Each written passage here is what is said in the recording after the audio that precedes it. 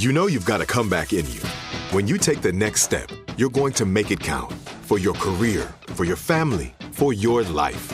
You can earn a degree you're proud of with Purdue Global.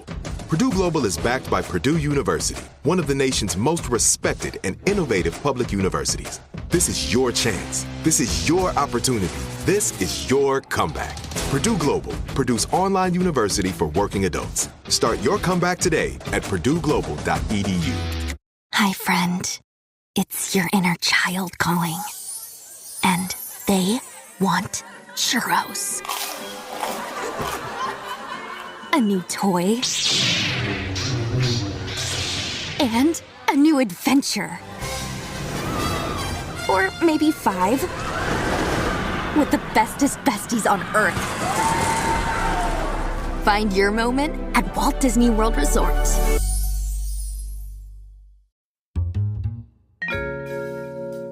Hello, my name is Brittany Martinez. I'm a senior producer at Wonder Media Network, and I'm so excited to be guest hosting this episode of Womanica. This month, we're diving into the Divas of history, examining how the label has been used from many angles, whether describing women pejoratively or with admiration. Today's Womanican caused quite a stir. Her scandalous affair with a Louisiana governor and fiery personality cemented her legacy in both political and performance history. If one thing is for sure, she knew how to rope in her many admirers. Let's talk about Blaze Starr. Before Blaze adopted her iconic stage name, she went by her birth name, Fannie Belle Fleming. She was born in Wilsondale, West Virginia in 1932. The 8th of 11 children. Having grown up in the Depression, Blaze didn't come from money. Her father was a railroad worker, and she washed laundry for $1 a day to earn some extra money on the side. When Blaze was a teenager, she hopped on a bus to Washington with the big dreams of becoming a country singer. There, she was approached by a promoter at her day job selling donuts. The promoter told her that it would be more lucrative for her to become a stripper instead of a singer. So, Blaze began performing in a club near the Marine Corps base in Virginia. She was 15 years old. In 1950, she moved to Baltimore and became a regular performer on the runway at 2 O'Clock Club, a staple in Baltimore's adult entertainment industry at the time. World famous 2 O'Clock Club, home of Blaze Starr. Blaze was a delight to spectators. On stage, she was known for tucking a rose into her breast and blowing the petals out across her chest.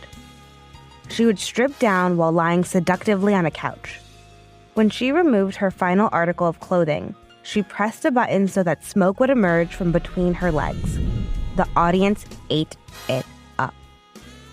Blaze knew how to toe the line between stripping and satire, and her memorable performances earned her the title of the hottest Blaze in Burlesque. In 1954, Blaze was featured in Esquire magazine, cementing her status as the queen of the burlesque circuit.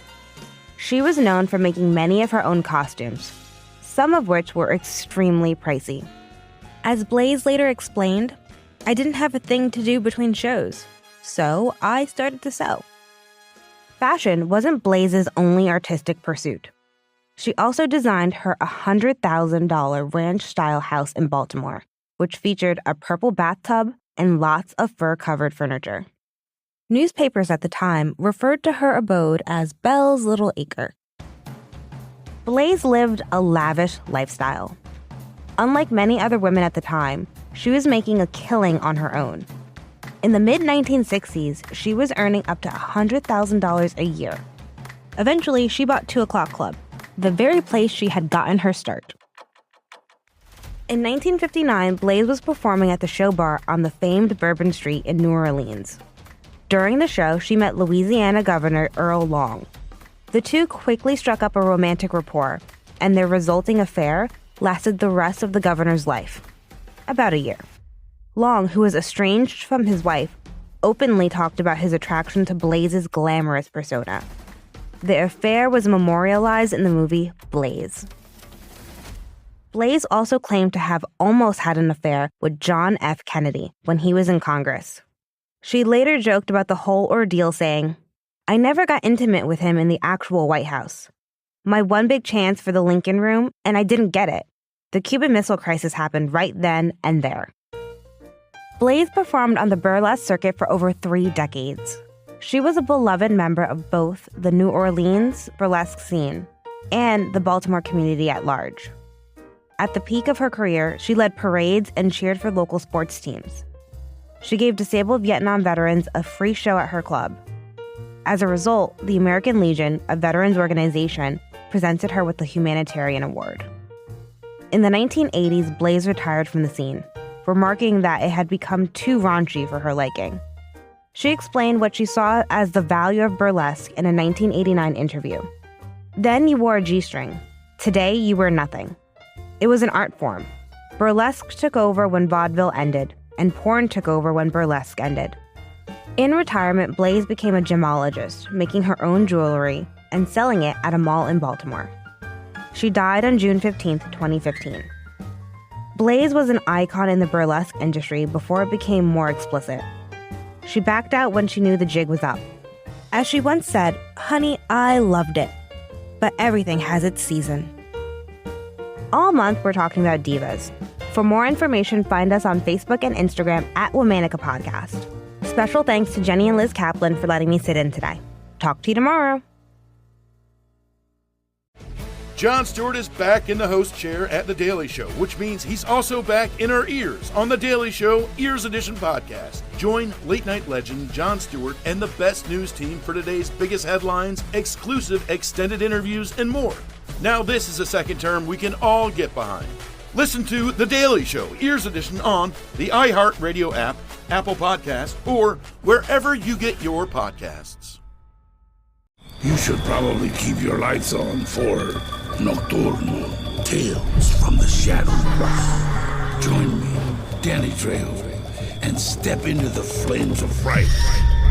An anthology podcast of modern-day horror stories inspired by the most terrifying legends and lore of Latin America. Listen to Nocturno on the iHeartRadio app, Apple Podcasts, or wherever you get your podcasts.